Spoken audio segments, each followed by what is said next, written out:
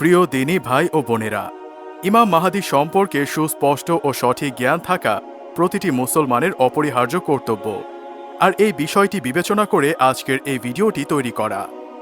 আজকের এই ভিডিওটিতে আমরা জানব ইমাম মাহাদির পরিচয়, নাম ও বংশ, জন্ম ও জন্মভূমি, দৈহিক কাঠামো, অবস্থানকাল ও বয়স, আরও অজানা কিছু তথ্য। তাই সকলকে বলবো ধৈর্য সহকারে সম্পূর্ণ ভিডিওটি দেখুন। ইমাম মাহাদির পরিচয়।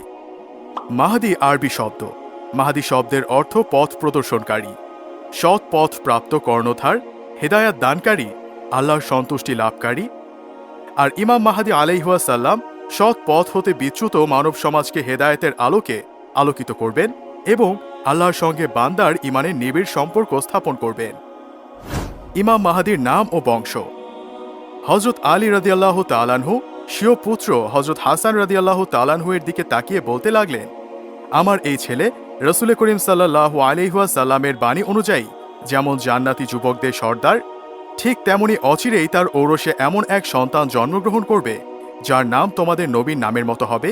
স্বভাব চরিত্রের দিক থেকে সে নবী করিম সাল্লাল্লাহু আলাইহি ওয়াসাল্লামের ন্যায় হবে, তবে বাহ্যিক আকৃতির দিক থেকে তার মতো হবে না।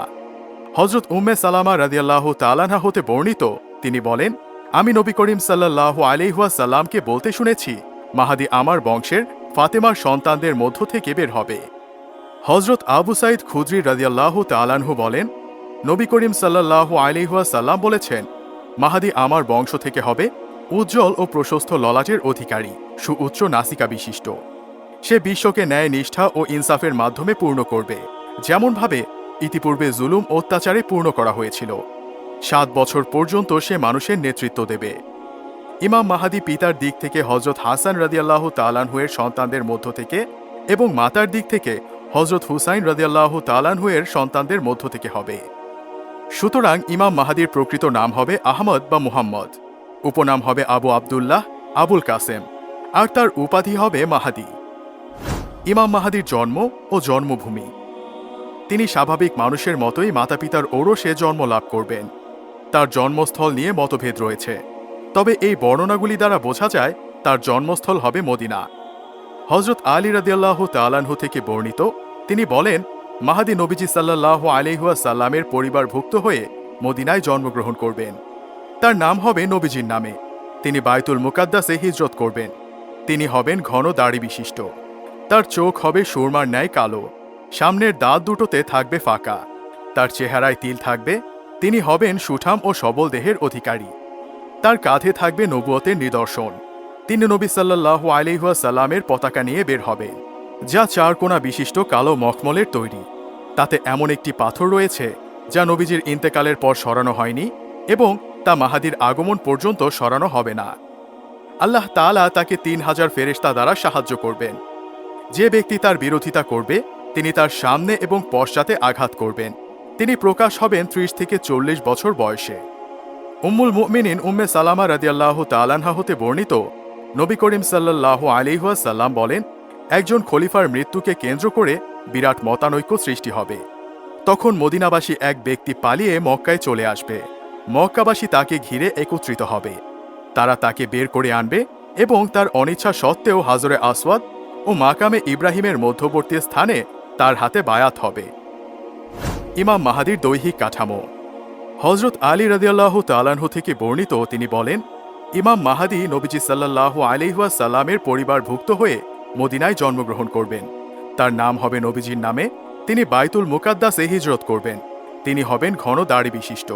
তার চোখ হবে সুরমার ন্যায় কালো। সামনের দাঁত দুটোতে থাকবে ফাঁকা। তার চেহারায় তিল থাকবে। তিনি হবেন সুঠাম ও সবল দেহের অধিকারী। তার কাঁধে থাকবে নবুয়তের নিদর্শন। তিনি নবী সাল্লাল্লাহু আলাইহি ওয়াসাল্লামের পতাকা নিয়ে বের হবেন, যা 4 কোণ বিশিষ্ট কালো মখমলের তৈরি। তাতে এমন একটি পাথর রয়েছে যা নবীজির ইন্তেকালের পর সরানো হয়নি এবং তা মাহাদির আগমন পর্যন্ত সরানো হবে না। আল্লাহ তাআলা তাকে 3000 ফেরেশতা দ্বারা সাহায্য করবেন। যে ব্যক্তি তার বিরোধিতা করবে তিনি তার সামনে এবং পশ্চাতে আঘাত করবেন। তিনি প্রকাশ হবেন 30 থেকে 40 বছর বয়সে। হযরত আবু সাঈদ খুদরি রাদিয়াল্লাহু তাআলা আনহু থেকে বর্ণিত, নবী করিম সাল্লাল্লাহু আলাইহি ওয়াসাল্লাম বলেন, মাহাদি সরু নাক ও প্রশস্ত কপাল বিশিষ্ট হবেন।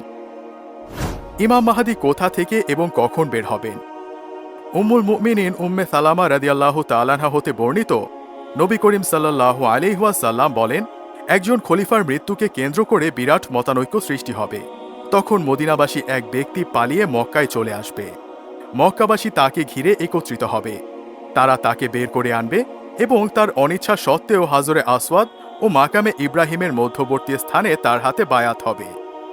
হযরত আব্দুল্লাহ ইবনে মাসউদ রাদিয়াল্লাহু তাআলাহু হতে বর্ণিত, তিনি বলেন, যখন ব্যবসা বাণিজ্য ও যাতায়াতের পথ ঘাট বন্ধ হয়ে যাবে এবং চারদিকে দাঙ্গা হাঙ্গামা ছড়িয়ে পড়বে, তখন পৃথিবীর বিভিন্ন দেশে 7 জন আলেম বিভিন্ন সময়ে বের হবেন, যাদের প্রত্যেকের হাতে 3 শতাধিক লোক আনুগত্যের বায়াত হবে। এক পর্যায়ে তারা মক্কায় আসবেন। ঘটনাক্রমে তাদের 7 জনই একত্রিত হবেন।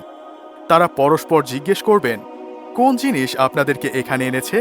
তারা বলবেন, আমরা ওই ব্যক্তির তালাশে এসেছি, এই ফিতনা দূরীকরণে যার পথ প্রদর্শন আবশ্যক এবং যার হাতে কস্তুনতিনিয়া বিজয় হবে। আমরা তার নাম, তার পিতামাতার নাম এবং দৈহিক কাঠামো জেনেছি। এ বিষয়ে তাদের সকলেই একমত হবেন এবং তাকে তালাশ করতে থাকবেন।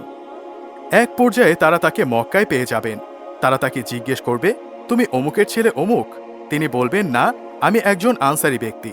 এ কথা শুনে সে তাদের থেকে পালিয়ে যাবে। অতঃপর তারা এ ব্যাপারে জ্ঞাত লোকদেরকে তার সম্পর্কে জিজ্ঞেস করবে। তারা বলবে, এই লোকটি তোমাদের কাঙ্ক্ষিত ব্যক্তি, সে তো মদিনায় চলে গেছে। ফলে তারা তাকে মদিনায় তালাশ করবে। তিনি তাদেরকে মদিনায় রেখে মক্কায় পালিয়ে আসবেন। অতঃপর তারা তাকে মক্কায় তালাশ করবেন এবং একসময় তাকে পেয়ে যাবেন।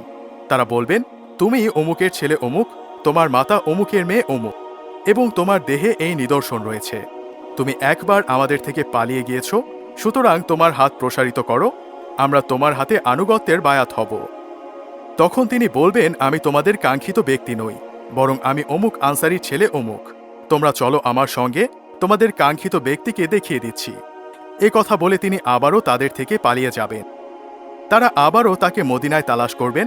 তখনও তিনি তাদের মদিনায় রেখে মক্কায় পালিয়ে আসবেন। অবশেষে তারা তাকে মক্কায় কাবা ঘরের রুকনে ইয়ামিনের নিকট খুঁজে পাবেন।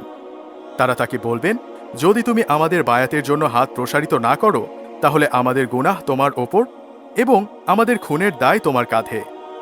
আমাদের খোঁজে সুফিয়ানির বাহিনী চলে আসছে, যাদের নেতৃত্বে রয়েছে জার্মের এক ব্যক্তি। সুতরাং তারা রুকনে ইয়ামিনী ও মাকামে ইব্রাহিমের মধ্যবর্তী স্থানে বসবেন। অতঃপর তিনি হাত প্রসারিত করবেন এবং তারা তার প্রতি আনুগত্যের বায়াত হবেন। সুতরাং তিনি এমন কওমের সাথে চলবেন যারা দিনে সিংহ এবং রাতে আল্লাহ প্রেমী সাধক। আবু জাফর রাদিয়াল্লাহু তাআলাহু হতে বর্ণিত, তিনি বলেন, অতঃপর মাহাদি মক্কায় ঈশার নামাজের সময় প্রকাশ হবেন। তার সাথে রাসূলুল্লাহ সাল্লাল্লাহু আলাইহি ওয়াসাল্লামের পতাকা, জামা, তরবারি, অন্যান্য নিদর্শন এবং নূর ও বর্ণনা ভঙ্গি বিদ্যমান থাকবে। তিনি ঈশার সলাত আদায় করে উঁচু আওয়াজে লোকজনকে সম্বোধন করে বলবেন, হে লোক সকল, আমি তোমাদেরকে আল্লাহ তাআলার কথা স্মরণ করিয়ে দিচ্ছি। তার সামনে তোমাদের দণ্ডায়মান হওয়ার কথা স্মরণ করাচ্ছি। তিনি প্রমাণ গ্রহণ করেছেন, নবী রাসূল প্রেরণ করেছেন, কিতাব অবতীর্ণ করেছেন। তিনি তোমাদের আদেশ করেছেন কোনো কিছুকে তার সাথে শরিক না করতে, তার এবং তার রাসূলের আনুগত্য করতে, সেসব বিষয় বাস্তবায়ন করতে যেগুলো কুরআন বাস্তবায়ন করতে বলেছে এবং সেসব বিষয় দূর করতে যেগুলোকে কুরআন দূর করতে বলেছে। তোমরা হেদায়েত সহযোগী হও, তাকওয়ার পাথেও হও। দুনিয়ার ধ্বংস ও বিনষ্টের সময় ঘনিয়ে এসেছে, আর দুনিয়া বিদায় হওয়ার নির্দেশ পালন করবে। আমি তোমাদেরকে আল্লাহ ও তার রাসূলের দিকে আহ্বান করছি, তার কিতাবের ওপর আমল করতে আহ্বান করছি, অন্যায় দূর করতে এবং সুন্নতকে প্রতিষ্ঠা করতে আহ্বান করছি। অতঃপর তিনি বদরী সাহাবীর সমান ৩১৩ জন লোকের মাঝে প্রকাশ হবেন, আর বিষয়টা শরৎকালের বর্ষণের ন্যায় অকস্মাৎ ঘটবে। আল্লাহ তাআলা মাহাদির হাতে হিজাজ তথা আরব ভূখণ্ডের বিজয় দান করবে। অতঃপর তিনি বনি হাশেমের কারাবন্দী লোকজনকে মুক্ত করবেন। এমতাবস্থায় কুফায় কালো পতাকা সমূহ অবতরণ করবে। তাদেরকে মাহাদির হাতে বায়াতের জন্য পাঠানো হবে। মাহাদি তার বাহিনীকে দিক দিগন্তে প্রেরণ করবেন। তারা অন্যায় ও অন্যায়কারীদের ধ্বংস করবে। শহরসমূহ ইমাম মাহাদির জন্য প্রস্তুত করবে। আল্লাহ তাআলা তার হাতে কস্তুনতিনিয়ার বিজয় দান করবেন। ইমাম মাহাদির অবস্থানকাল ও বয়স। ইমাম মাহাদি কতদিন হুকুমত পরিচালনা করবেন, এ ব্যাপারে সহিহ হাদিস 7 অথবা 9 বছরের কথা উল্লেখ রয়েছে। তবে কোনো কোনো হাদিসে 20 বছরের কথাও বর্ণিত হয়েছে। আর প্রকাশকালে তার বয়স হবে 30 থেকে 40-এর মধ্যে, যেমনটি আমরা দৈহিক কাঠামো শিরোনামের বর্ণনায় দেখেছি। ইমাম আবু দাউদ রহমতুল্লাহ আলাইহে এক হাদিসে এভাবে বর্ণনা করেছেন, হযরত আবু সাইদ খুদরি রাদিয়াল্লাহু তাআলা আনহু হতে বর্ণিত, রাসূলুল্লাহ সাল্লাল্লাহু আলাইহি ওয়াসাল্লাম বলেন, মাহদী আমার সন্তানদের মধ্য হতে হবে। সে হবে উজ্জ্বল প্রশস্ত ললাটের অধিকারী এবং সুউচ্চ নাক বিশিষ্ট। সে বিশ্বকে ন্যায় নিষ্ঠা ও ইনসাফের দ্বারা পরিপূর্ণ করবে, যেমনভাবে ইতিপূর্বে জুলুম অত্যাচারে পূর্ণ করা হয়েছিল। 7 বছর পর্যন্ত সে রাজত্ব পরিচালনা করবে। এই বিষয়ে আরও কিছু হাদিস এই ভিডিওতে তুলে ধরা হলো। ধৈর্য সহকারে সম্পূর্ণ ভিডিওটি দেখুন। শেষ জামানায় আমার পরিবারভুক্ত একজন রাজত্ব পরিচালনা করার পূর্ব পর্যন্ত কেয়ামত আসবে না। সে চওড়া কপাল ও খাড়া নাক বিশিষ্ট হবে। পৃথিবীকে আদল ও ইনসাফ দ্বারা পূর্ণ করবে, যেমন আগে তা জুলুম দ্বারা ভরপুর ছিল। সে 7 বছর থাকবে। মুস্তাদরাকে হাকিমের বর্ণনায় এসেছে, তিনি সঠিকভাবে সম্পদ বন্টন করবেন, দ্রুত হাঁটবেন এবং উম্মতকে সম্মানিত করবেন। তিনি 7 অথবা 8 বছর অর্থাৎ কাছাকাছি সময় অবস্থান করবেন। আমার উম্মতের মধ্যে মাহদী হবেন। যদি কম সময় অবস্থান করেন তাহলে 7 অথবা 8 অথবা 9 বছর।